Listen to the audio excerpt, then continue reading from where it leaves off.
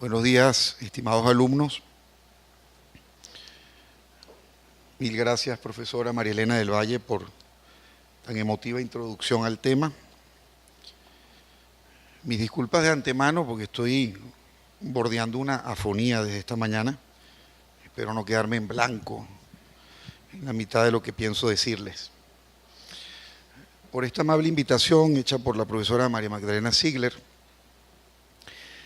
yo voy a compartir con ustedes algunas reflexiones sobre los congresos en la historia de la República durante estos dos siglos, XIX y XX. Supongo, al menos a ojo de pájaro, que este auditorio que nos reúne hoy tendrá una capacidad, un aforo de unas 200 personas más o menos. Veamos eso frente a tres importantes congresos del siglo XIX en lo que a los números se refiere. Al Congreso de 1811 concurrieron 43 diputados. En el Congreso de Angostura de 1819 estuvieron presentes 30 diputados. Al Congreso de Valencia de 1830 asistieron 48 diputados. Esos tres congresos, tal vez los más importantes de todo el siglo XIX, dan un gran total de 121 diputados, número menor a la gente que cabría junta en esta sala. Lo cual, además, da una idea, no solo de la dimensión del país en el siglo XIX, sino del hecho de que solo algunas regiones pudieron verse debidamente representadas en esos congresos a causa de distintas circunstancias.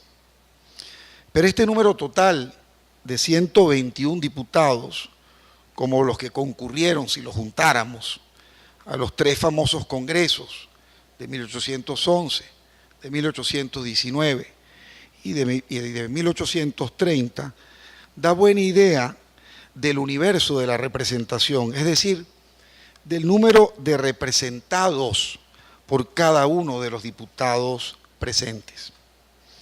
Esto debe entenderse en la medida en que no todos los individuos que habitaban la Confederación de Venezuela podían verse plena y cabalmente representados. Y con esto quiero decir que prácticamente se verían representados en esos congresos, en lo que a los asuntos comunes se refiere de la República, que habrían de ser discutidos en esos congresos, solo los varones libres que hubiesen alcanzado cierta mayoría como electores. De modo que en este espacio no tendría cabida, este espacio de 1811, de 1819, de 1830, no tendría cabida como elector, ni mucho menos como representante, el bajo pueblo, es decir, ni los peones, ni los conuqueros, ni los pulperos, ni los dependientes, ni tampoco los esclavos, ni tampoco las mujeres, ni para usar ejemplos extremos, ni los deudores, ni los sordomudos. Y ese fue el caso de la representación nacional desde 1811 y con algunas ligeras modificaciones hasta prácticamente, escúchese bien, 1946. Comienzo diciendo algo elemental. Desde 1811 han existido numerosos congresos en la historia de la República. Algunos incluso se les recuerda mucho más por el nombre del lugar donde llegaron a deliberar. El Congreso de Angostura, el Congreso de Cúcuta, el Congreso de Cariaco, el Congreso de Valencia. Dentro de lo que ha sido la historia de este poder legislativo durante 2 siglos de existencia republicana, insisto, siglo XIX y siglo XX, ha habido además 2 clases de congresos que podrían generalizarse de la siguiente manera. Los congresos ordinarios, que han tenido lugar en tiempos de una relativa rutina constitucional, y los llamados congresos constituyentes. Esta última categoría es la más interesante, cuanto más polémica, porque ha sido resultado de dos cosas distintas. Por un lado, del llamado a reconstituir el sistema político o introducir nuevas prioridades de carácter constitucional, porque así pareciera reclamarlo la sociedad venezolana. Y por el otro, congresos constituyentes que han emanado simplemente de la voluntad de poder de quien ejerce la autoridad ejecutiva, generalmente con el propósito de darle al país un orden constitucional adecuado a los proyectos de una jefatura política en un momento determinado. O dicho en otras palabras, congresos o asambleas constituyentes que han servido para colmar proyectos personalistas de poder. Ahora bien, hay sin embargo una tercera categoría de congresos constituyentes y de esa ha habido solo dos casos en la historia de Venezuela. Me refiero a los congresos que podríamos llamar congresos fundacionales. El primero, el Congreso de 1811, que decidió constituir el Estado venezolano independiente de la corona española y proclamar la independencia política absoluta del país. El segundo, el que se reúne en Valencia, en 1830, para constituir el Estado venezolano separado de Colombia. En esta apretada mirada sobre lo que ha sido la historia del Congreso en la historia de la República durante los siglos XIX y XX, voy a referirme solamente a algunos de estos congresos y, por supuesto, que creo que es lo más importante, a las novedades y modalidades que fueron caracterizando la actividad parlamentaria durante estos dos siglos. El primer congreso al cual quiero referirme es el de 1811, el que declara la independencia absoluta, como dije, y que sanciona la primera Constitución. Lo que de inmediato llama la atención es que la experiencia deliberativa es casi una absoluta novedad en ese momento. En el mundo español, de este lado del Atlántico, no existía la experiencia de las Cortes, y lo que más existía dentro de una tradición deliberativa eran los cabildos, pequeños, aunque importantes, núcleos municipales integrados por los blancos criollos en los distintos centros de poblamiento urbano de la provincia de Venezuela y más tarde también de la Capitanía General de Venezuela. Muy raras veces ocurrió, aunque ocurrió, que esos cabildos municipales llegaran a congregarse en algún momento para analizar problemas comunes. Aquí hay entonces, como decía, una novedad importante. El Congreso de las llamadas Provincias Unidas de Venezuela, es decir, el Congreso de 1811, no solo pretenderá reunir la representación de la mayor cantidad posible de provincias, sino que lo hará formando un cuerpo deliberativo con carácter permanente. Y cuando digo un cuerpo permanente, quiero decir, primero, que va a contar con un asiento permanente, que será la ciudad de Caracas y luego Valencia. Y en segundo lugar, que ese Congreso del año 11 tendrá un aparato formal de conducción, incluyendo un aparato de secretaría y un órgano de prensa que habrá de recoger las discusiones que se dieran en el marco de ese Congreso. Hay algo en particular que llama la atención sobre ese Congreso de 1811 y así lo reflejan las actas que han sobrevivido cuando uno las lee. Allí está expresado el sentir de cada una de esas provincias, primero con respecto a sus necesidades regionales, es decir, lo que esos representantes querían para sus propias regiones dentro de la república que estaba debutando. Y en segundo lugar, también está expresada en esas actas del Congreso del año 11 el temor, la desconfianza de muchos de esos representantes de otras provincias frente al papel preponderante o digamos protagónico que pudiera tener frente a ellos la representación de Caracas. Ese temor y esa desconfianza estarán expresados en todo momento cuando uno lee las actas del Congreso del año 11.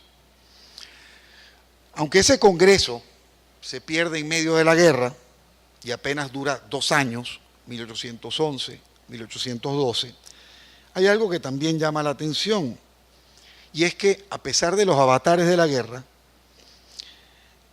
esa república que apenas existía a partir de entonces, funcionando en los campamentos militares de quienes eran partidarios de la Venezuela independiente, harán intentos por convocar a otros congresos. Ello por 3 razones. Primero, por la legitimidad que esto le confería a quienes decían estar hablando en nombre de la causa insurgente. En segundo lugar, la sensación de seguridad que esto le daba a quienes se habían acogido al régimen republicano. Y en tercer lugar, porque convocando un congreso era la única forma de que esa causa insurgente, de que esa causa independentista fuera acogida en el mundo exterior, es decir, que esa Venezuela separada del mundo español pudiese ser debidamente reconocida tarde o temprano por el resto de las naciones. El mejor conocido de esos intentos por convocar a un congreso en medio de la guerra es el Congreso de Angostura de 1819. No solo porque lo convoca Bolívar, no solo porque Bolívar pronuncia en ese contexto uno de sus más conocidos discursos, el mensaje ante el Congreso de Angostura, sino porque, en primer lugar, ese Congreso adopta formalmente una nueva constitución desde la que se perdiera a partir del año 1812. En segundo lugar, ese Congreso y esa nueva constitución serán el punto de partida de la formación de Colombia, compuesta por Venezuela y la Nueva Granada.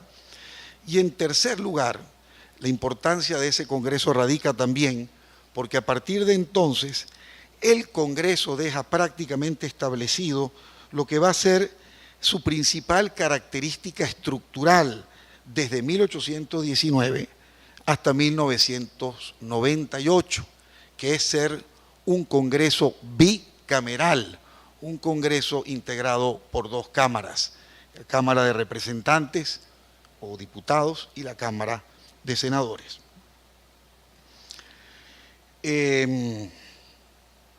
Paso a mencionar fugazmente ahora el caso del Congreso de 1830, quizás es más conocido por ustedes a través de sus estudios en asignaturas de la Escuela de Estudios Liberales, porque es precisamente el Congreso que restituye a Venezuela de forma separada de Colombia, y será precisamente a través de ese Congreso y de la Constitución que se sanciona en el año 30 que Venezuela se reafirme queriendo actuar como una república laica, centrofederal, alternativa y liberal, más allá de que tales aspiraciones se cumplieran a medias o apenas se cumplieran en parte durante todo el resto del siglo XIX. Menciono rápidamente en este recuento de las... Estoy bien, ¿verdad? Menciono rápidamente en este recuento de los congresos del siglo XIX al que tuvo lugar en 1873. Y lo hago porque tiene que ver exactamente con el tema que hoy nos convoca en esta jornada titulada Patrimonio Cultural y la Asamblea Nacional. Ello es así porque el Congreso de 1873 tiene una razón material para considerarse absoluta y radicalmente distinto de todos los congresos anteriores. Es el Congreso que por primera vez va a reunirse en el edificio del Capitolio, es decir, en la sede del Palacio Federal Legislativo que actualmente conocemos, y cuya construcción fue obra del presidente Antonio Guzmán Blanco. Además, dentro del contexto de ese Congreso de 1873, Guzmán Blanco tuvo la particularidad de ser el primer presidente en presentar personalmente y de leer ante ambas cámaras su mensaje anual, lo que va a convertirse con altos y bajos en la tradición de que el presidente en ejercicio haga una rendición periódica de la memoria y cuenta de su gestión ante el Congreso Nacional. El territorio que comprende en cambio los congresos del siglo XX son más conocidos y por lo tanto lo que voy a hacer en esta última parte es concentrarme en algunas puntualizaciones. La primera puntualización que quiero hacer es que durante estos 2 siglos de historia republicana, el Congreso ha sido en algunos momentos un mar muerto y en otros asiento de enormes expectativas y efervescencia. Dicho en otras palabras, el Congreso ha sido a ratos un cuerpo pasivo que ha servido para legalizar cambios o acceder obsecuentemente a los dictados del Poder Ejecutivo, mientras que en otros los congresos han sido el lugar para tomarle la temperatura a la sociedad venezolana o a través del cual la sociedad venezolana ha logrado expresarse con mayor o menor plenitud. Algunos ejemplos de mar muerto: los largos congresos del régimen gomecista entre 1908 y 1935, y que sin embargo tuvieron la particularidad, no por la entidad deliberativa, sino personal, de muchos de quienes los integraron, que fueron capaces de dotar al país de códigos y de leyes importantes que definieron a su manera el ritmo institucional de Venezuela para buena parte del siglo XX. Aunque, insisto, en términos de voluntades, quienes estaban representando al Congreso en esos congresos del régimen gomecista, esos senadores y diputados, estuvieron las más de las veces amarrados al cabestro del general Juan Vicente Gómez. Otro momento oscuro y de sumisión absoluta del Congreso ante el Poder Ejecutivo, el Congreso que se instala en 1953 y que paradójicamente es uno de los congresos al cual mayores poderes le fuera conferido por ley, pero que actuará silenciosamente al servicio del régimen más que militar, personalista de Marcos Pérez Jiménez, hasta 1958. Otro ejemplo de mar muerto: buena parte de estos 17 años recientes, en los que el presidente ha sido habilitado para dictar centenares de leyes, y lo que es peor, sin que el Congreso o la Asamblea Nacional en este caso estableciera condicionamientos de ninguna especie ni le pusiera límites a las materias. Es decir, tiempos en que el presidente ha sido habilitado con la mayor amplitud y la mayor imprecisión que quepa imaginar para legislar sobre cualquier materia que se le ocurriera. ¿Cuándo, en cambio, ha tenido el Congreso una majestad deliberativa?